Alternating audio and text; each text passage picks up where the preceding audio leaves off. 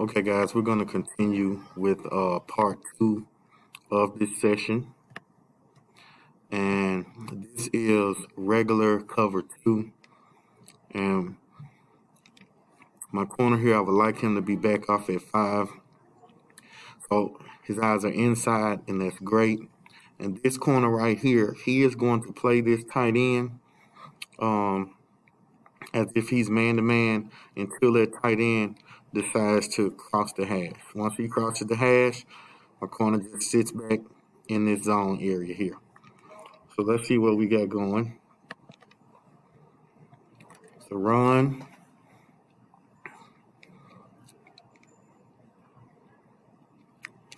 D-line penetrating in the backfield, which is always great for run stop. Awesome job.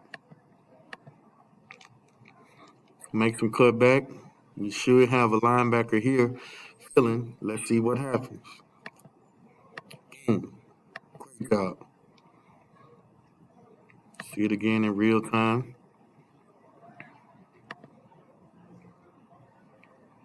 Good. Let's look at the next view of it. This should be an awesome view. So what I'm saying here is that this defensive lineman is using one of our caveats, feet, hands, doghouse. Hands just meaning using your hands, running your feet, and being low like you're trying to fit inside of a doghouse. That's just what we do. Boom, get off. Good. Let's see it again. Let's see what we get from the nose guard. Nose guard penetrates. Very good. Good job.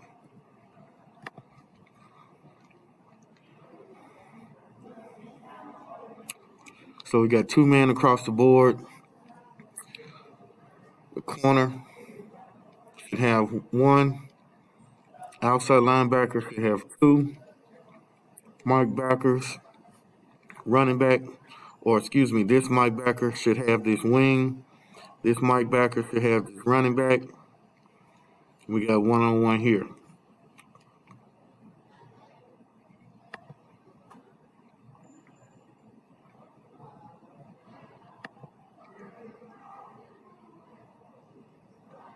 Not a bad job. See if we're working to keep contained from our ends. Got hooked there a little bit. We don't want that. Fight to get outside. Good coverage. I'll take it. Let's look at it one more time. See what's happening on the backside, bottom of the screen. Got outside shade. Taking away that hitch. Good. I don't have a problem with it at all.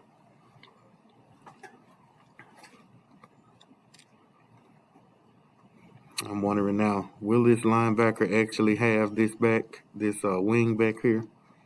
Let's find out.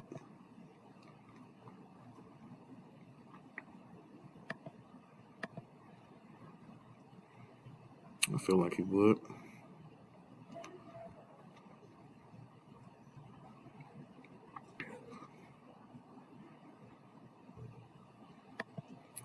Good communication happening to get this linebacker outside. Eyes on his man. Get out of the backfield. Chase, chase, chase. Make a play. That's all you can ask for. You got 2 men again.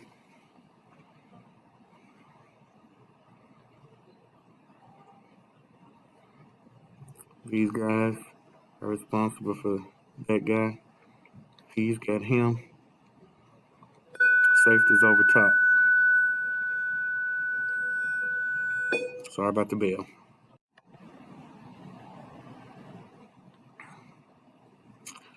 See, this is what happens when you don't jam the end man on the line of scrimmage. You allow him to get up to the linebacker, and you set yourself up not to be able to smash and kill on this puller right here. These are mistakes that should not be happening. At this point, he should be squeezing him, getting him off balance so he can't get up here, and he should take his outside shoulder and nail this guy on his inside shoulder and spill the play outside to him and to him.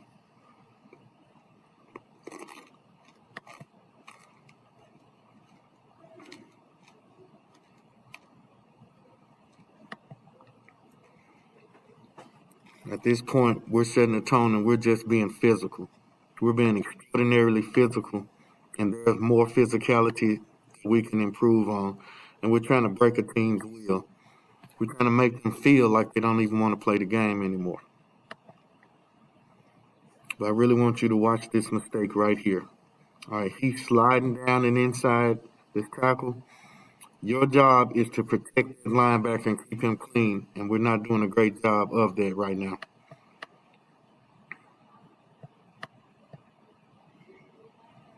And because we didn't keep him clean and we got kicked out here, it caused a crease right here. So it's making this guy have to work way harder than what I designed it for. Good job, linebacker. Great outside linebacker play right there. Good instinct.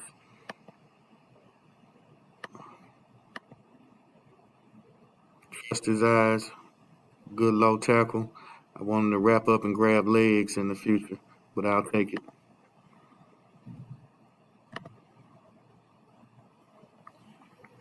So we got two men again. Quarterback playing games with his alignment. I don't like when he does that.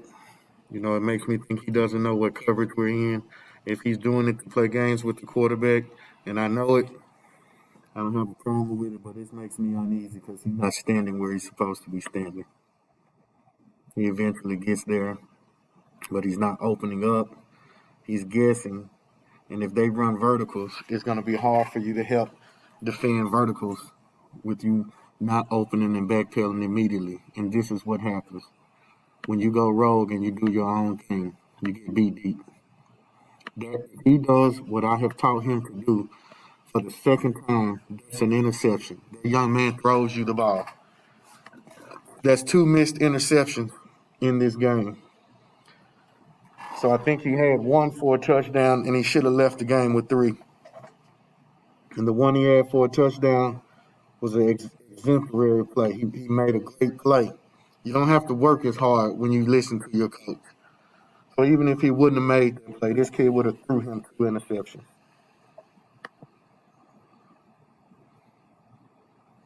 It's not acceptable.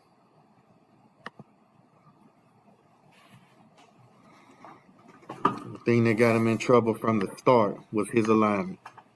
Then it was his assignment. He was supposed to open and backpedal, open at a 45-degree angle, 3 or 4 yards, and backpedal. And he'd be breaking on the ball forward to score. But when you do it your way, this is what happens. You gotta listen to your coach.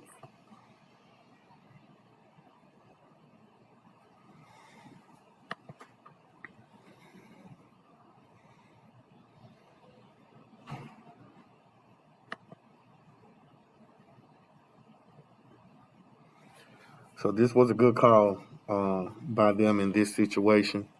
Again, in two-man, whoever has this back right here, I want you to go and hug him up and go and get him right away. Don't wait. Okay? So I'm looking at these two middle backers right here. And what's happening here is his eyes, instead of being on the number two, actually are on the running back, which causes him to break pretty fast, which is what I want the middle backers to be doing. Go and get that guy right away. And that's what should happen. He got there when the ball got there. Almost got an interception. Fantastic instinct.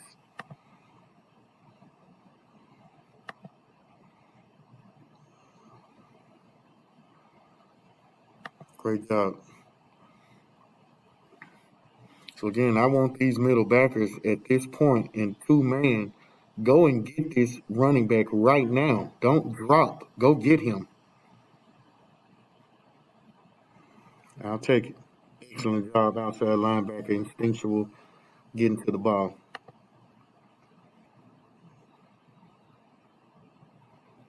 So this is what should be happening. Guess that cannot happen if we don't have anybody on the half here.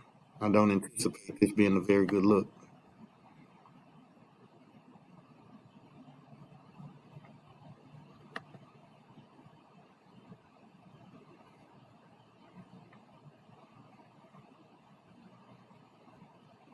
I don't know where my safeties are. I guess they're so deep. This is ridiculous. I mean, it looks like the sticks are right here, so there's no need to be that deep.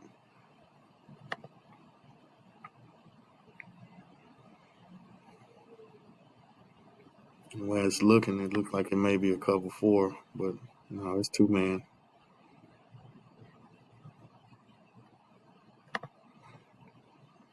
So I did find my safeties. I found one. Where my other one? Oh, there's my other one. I just saw him. I guess when you get beat deep once, it makes you think that you need to line up on the 85-yard line.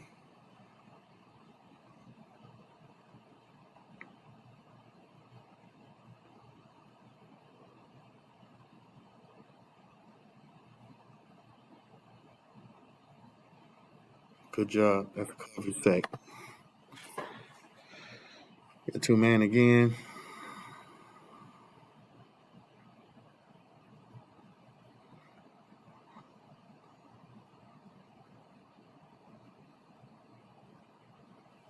I want to show you guys something here.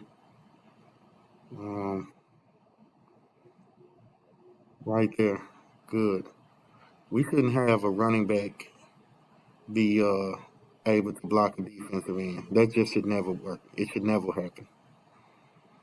It looks like my nose guard got in there some too. Where did that other pressure come from? So this is showing you that you can beat double teams and you can get it done. This shows you if you use your hands, you're violent with your explosion, rip off, get off. It shows that it's possible.